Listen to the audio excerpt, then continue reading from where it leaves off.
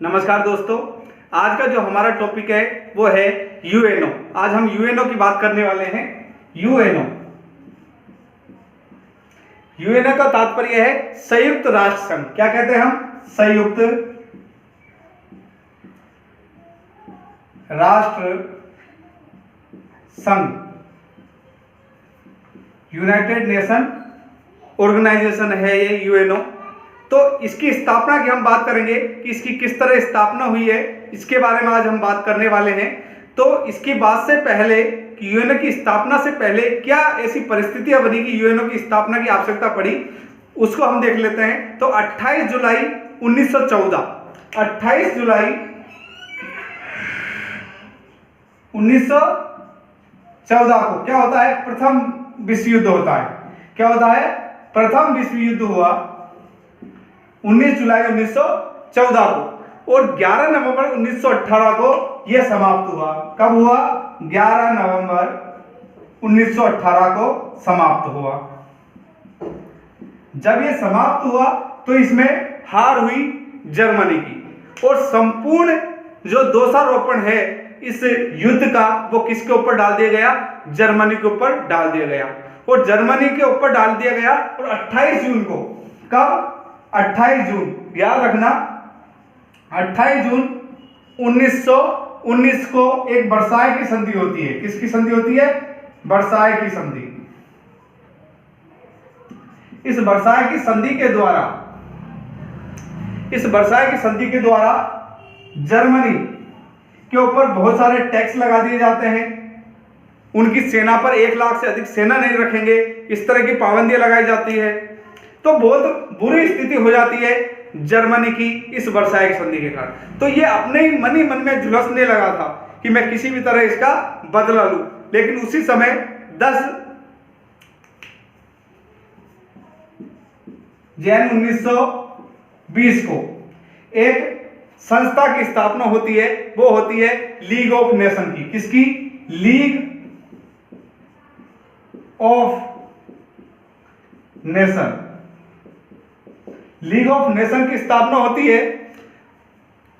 League of nation की स्थापना क्यों होती है? उसका यह रीजन है कि दोबारा प्रथम विश्व युद्ध की तरह दोबारा हमें युद्ध का सामना नहीं करना पड़े, इसके लिए लीग ऑफ नेशन की स्थापना होती है। कहां होती है? पेरिस सम्मेलन के द्वारा। किसके? कौन से सम्मेलन के द्वारा? पेरिस सम्मेलन के द्वारा। पेरिस सम्मेलन के द्वारा लीग ऑफ नेशन की स्थापना होती है। अब देखिए, जर्मनी अपनी वर्साय की संधि से अंदर झुलस ही रहा था। इसके अलावा इटली और जापान, वो भी यूनान पर कब्जा करना चाह रहे थे। तो सेकंड वर्ल्ड वॉर स्टार्ट हो जाता है पोलैंड के हमले से। तो जर्मनी पोलैंड के ऊपर आक्रमण कर देता है 1 सितंबर 1939 को। यह आपने लिख लिया होगा। इसके बाद पूरी रूपरेखा देखिए। 1 सितंबर 1939, 1939 को सेकेंड विश्व युद्ध शुरू हो जाता है। द्वितीय विश्व युद्ध की स्टार्टिंग हो जाती है। किस पर आक्रमण से? जर्मनी पोलैंड पर आक्रमण कर देता है। कहां कर देता है? जर्मनी पोलैंड पर, पोलैंड के ऊपर आक्रमण कर देता है। और यह युद्ध कब समाप्त होता है? यह होता है 1945 में समाप्त होता है। 1945 में यह युद्ध समाप्त होता है। देखिए, 1945 में 25 सितंबर 1945 को यह युद्ध समाप्त हो जाता है। द्वितीय विश्व युद्ध समाप्त हो जाता है।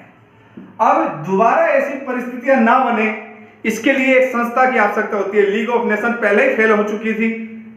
अब इसके बाद क्या होता है? अमेरिका का उस समय राष्ट्रपति होता है Franklin D Roosevelt. Franklin D Roosevelt एक प्रस्ताव रखता है और एक स्थापना का, एक ऐसे संगठन की स्थापना का जो शांति व्यवस्था कायम रख सके, सुरक्षा की स्थापना कर सके। और इसी के आधार पर सैन फ्रांसिस्को में एक सम्मेलन होता है, और वहां पर 25 25 जून 1945 को, जून 1945 को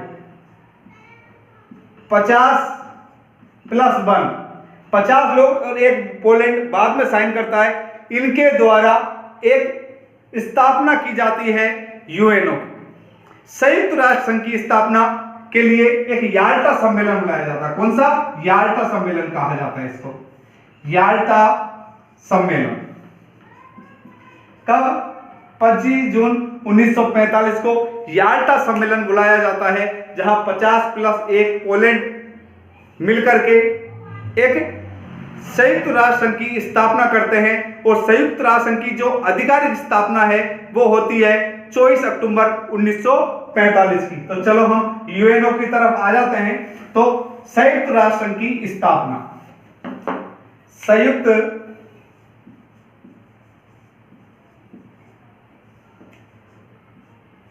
राष्ट्र संघ,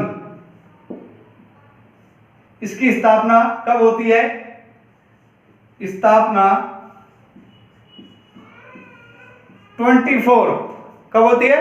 24 अक्टूबर 1945 को संयुक्त राष्ट्र संघ की स्थापना हो जाती है। अब देखिए, उस समय जब स्थापना होती है तो 51 लोग साइन करते हैं।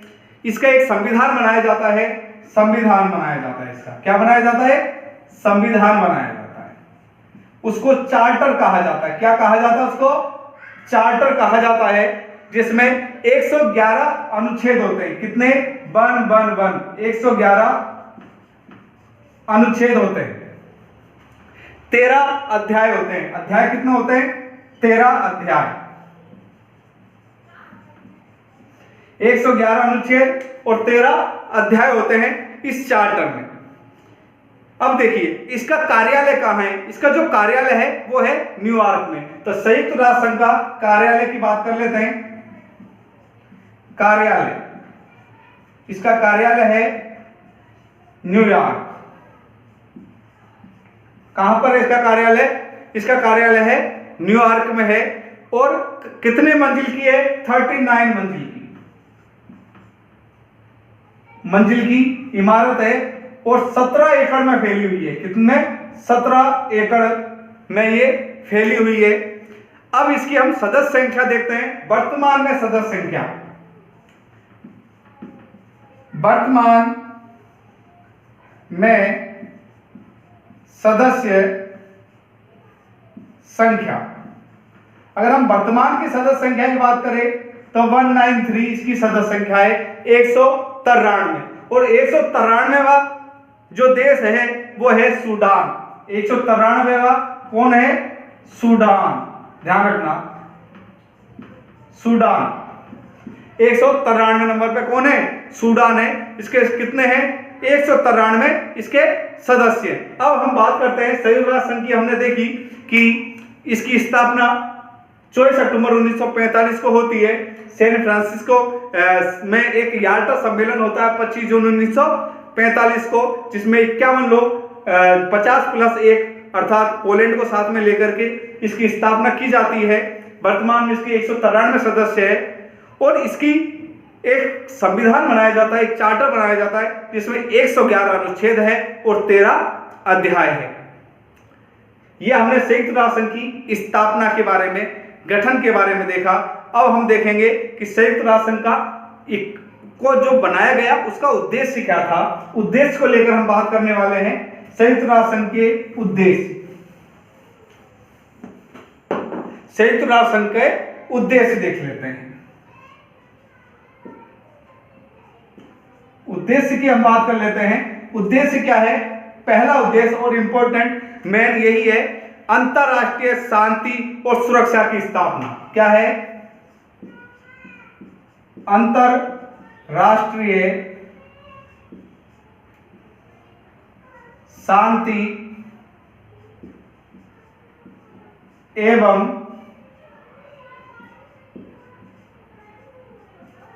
सुरक्षा की स्थापना। पहला उद्देश्य यह है अंतर्राष्ट्रीय शांति और सुरक्षा की स्थापना करना पहला उद्देश्य होता है यूएनए का। इसके अलावा अन्य और भी उद्देश्य हैं जिसकी हम बात करते हैं। दूसरा उद्देश्य को लेकर हम बात करें कि दूसरा क्या उद्देश्य है, तो राष्ट्रों के मध्य मैत्रीपूर्ण संबंध विकसित करना। जो राष्ट्र हैं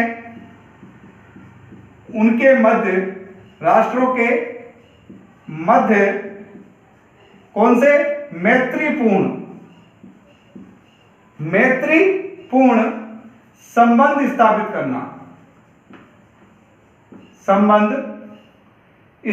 करना,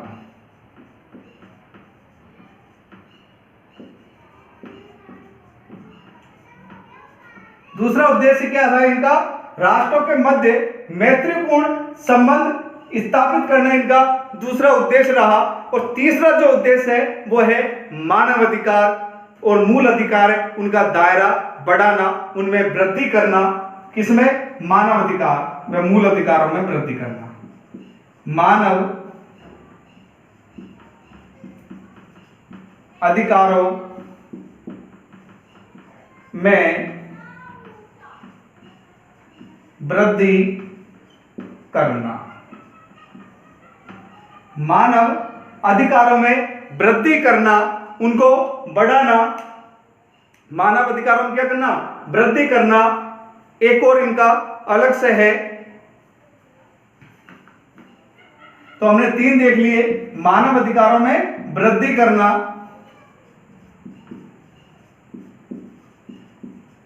चौथे नंबर पे अगर हम देखते हैं और क्या इनके थे, तो आर्थिक, राजनीतिक, सांस्कृतिक, जितने भी किन्हीं भी आधारों पर अगर राष्ट्रों के मध्य कोई भेदभाव है, कोई समस्या है, उनका समाधान के लिए अंतरराष्ट्रीय सहयोग प्राप्त करना। कौन कौन से? आर्थिक हो या राजनीतिक हो, सांस्कृतिक हो, है ना, अंतरराष्ट्रीय, मानवीय हो, सभी तरह की जो अंतरराष्ट्रीय कोई समस्याएं हैं उनका समाधान के लिए अंतरराष्ट्रीय सहयोग प्राप्त करना। ये जो भी समस्याएं हैं, ये जितनी भी समस्याएं हैं, समस्याओं के लिए अंतरराष्ट्रीय सहयोग प्राप्त करना। कौन सा? अंतरराष्ट्रीय सहयोग प्राप्त करना। ये इसका एक और उद्देश्य है संयुक्त राष्ट्र संघ का। हमने 4 उद्देश्यों के बारे में देखा कि अंतरराष्ट्रीय शांति एवं सुरक्षा की स्थापना करना, राष्ट्रों के मध्य मैत्रीपूर्ण संबंध स्थापित करना, मानव अधिकारों में वृद्धि करना, आर्थिक, राजनीतिक, सांस्कृतिक समस्याओं के लिए अंतरराष्ट्रीय सहयोग प्राप्त करना। इसका मूल या मुख्य उद्देश्य रहे हैं यूएनए की स्थापना के। अब हम बात कर लेते हैं यूएनए के अंगों के बारे में। अगर हम अंगों की बात करें तो अंग कौन कौन से हैं? देखिए, संयुक्त राष्ट्र संघ के 6 अंग हैं। कितने अंग? अंगों की बात करें तो कितने अंग हैं? 6 अंग हैं। 6 अंग हैं। कौन कौन से हैं? एक एक करके देखते हैं। पहला अंग है महासभा। पहला अंग कौन सा है? महासभा। महासभा है पहला अंग। दूसरा जो अंग है वो है सुरक्षा परिषद। सुरक्षा परिषद, सुरक्षा परिषद। पहला कौन सा था? महासभा थी।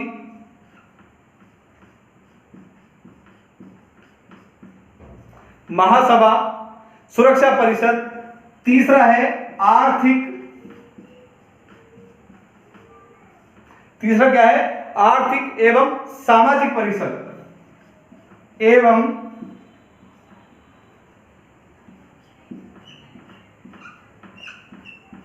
सामाजिक परिषद। चौथा जो अंग है वो है अंतरराष्ट्रीय न्यायालय। अंतरराष्ट्रीय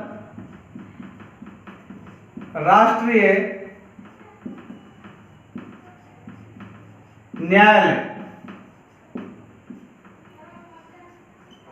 पांचवा जो अंग है वो है न्याय परिषद।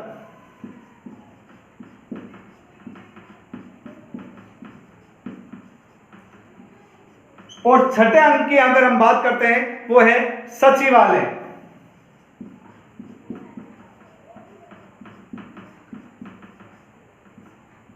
सचिवालय इस तरह 1 2 3 4 5 और 6 इसके अंग है। तो संयुक्त राष्ट्र संघ के जो अंग है, ये प्रश्न पूछा जाता है बहुत बार। महासभा है, सुरक्षा परिषद है, आर्थिक एवं सामाजिक परिषद है, अंतरराष्ट्रीय न्यायालय है, न्यास परिषद है और सचिवालय है। ये इसके क्या है? अंग हैं। तो आज हमने संयुक्त राष्ट्र संघ के अंग देखे। अब हम बात करते हैं कि ये किन सिद्धांतों पे काम करता है। संयुक्त राष्ट्र संघ किन सिद्धांतों पे काम करता है, इसके सिद्धांतों की बात कर लेते हैं। तो इसके सिद्धांत, अब देखते हैं हम इसके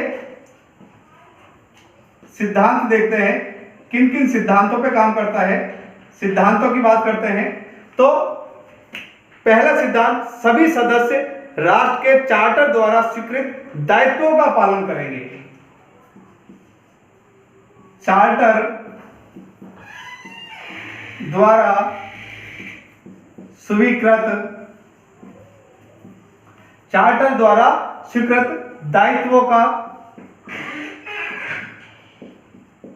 दायित्वों के अनुसार काम करेंगे। पहला यह है। इसके अलावा सदस्य जो राष्ट्र हैं, इसके सभी सदस्य राष्ट्र हैं, वो परस्पर एक दूसरे के आंतरिक मामलों में कोई हस्तक्षेप नहीं करेंगे। तो इसके जो सदस्य राष्ट्र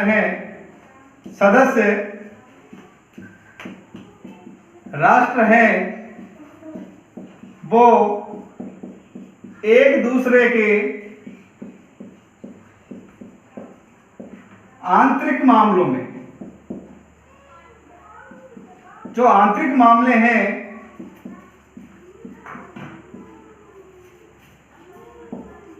हस्तक्षेप नहीं करेंगे। क्या नहीं करेंगे? हस्तक्षेप नहीं करेंगे।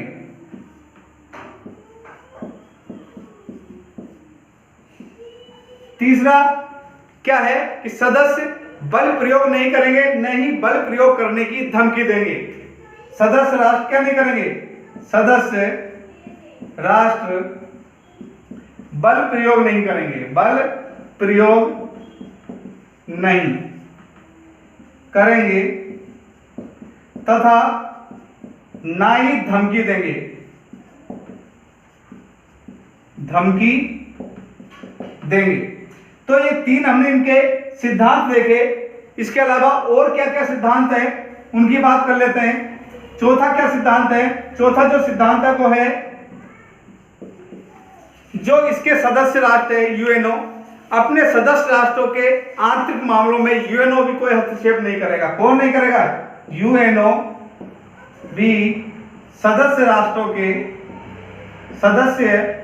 सदस्यों के या सदस्य राष्ट्रों के, सदस्य राष्ट्र लिख लीजिए, राष्ट्रों के आंतरिक मामलों में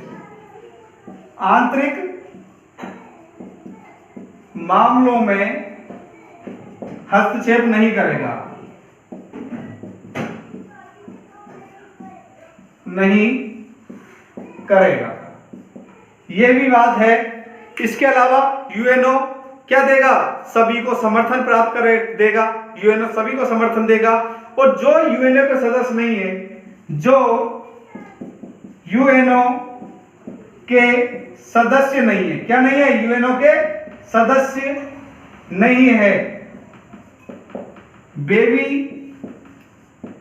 इसका पालन करेंगे, इसका पालन करेंगे।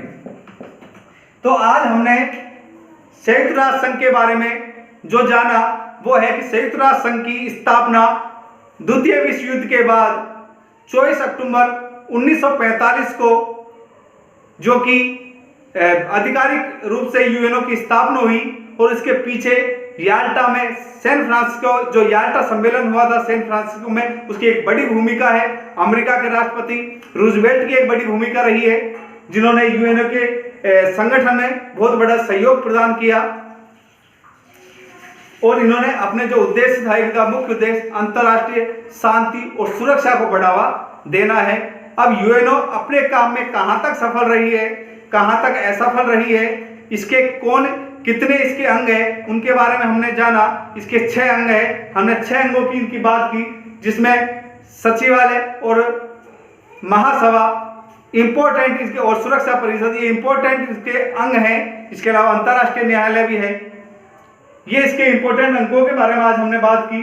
तो आज हमने यूएनओ के गठन के बारे में, उसके संगठन के बारे में, उसके अंगों के बारे में, उसके उद्देश्यों के बारे में बात की। नेक्स्ट वीडियो में फिर मिलेंगे, यूएनओ को लेकर के चर्चा करेंगे कि ये कितनी सफल रही है, कितनी असफल रही है, इसने क्या क्या कार्य किए हैं। तब तक के लिए धन्यवाद। जय हिंद।